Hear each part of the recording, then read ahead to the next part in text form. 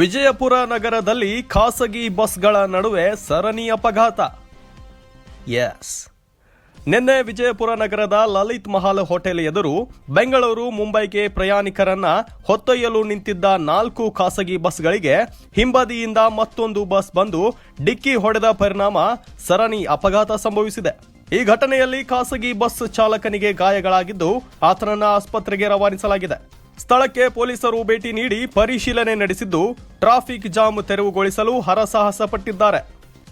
ವಿಜಯಪುರ ಸಂಚಾರಿ ಪೊಲೀಸ್ ಠಾಣಾ ವ್ಯಾಪ್ತಿಯಲ್ಲಿ ಈ ಘಟನೆ ನಡೆದಿದೆ. Bureau report, Shreya news Kannada, Vijayapura.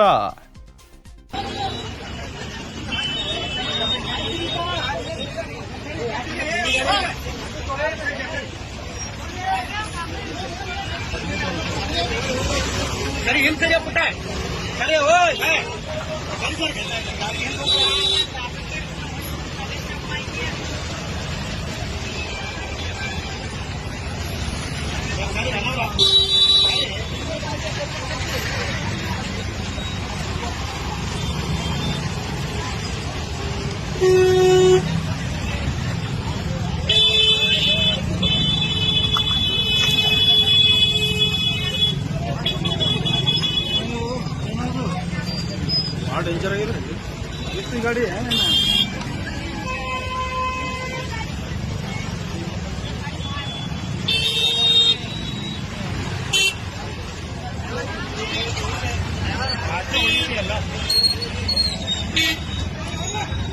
ಇದು ಹೋಗ್ತ ಈ ಸಾಲ್ಗ ನಿಂದ್ರಿಸ್ಬಿಡ್ತಾರ ಇಲ್ಲಿ.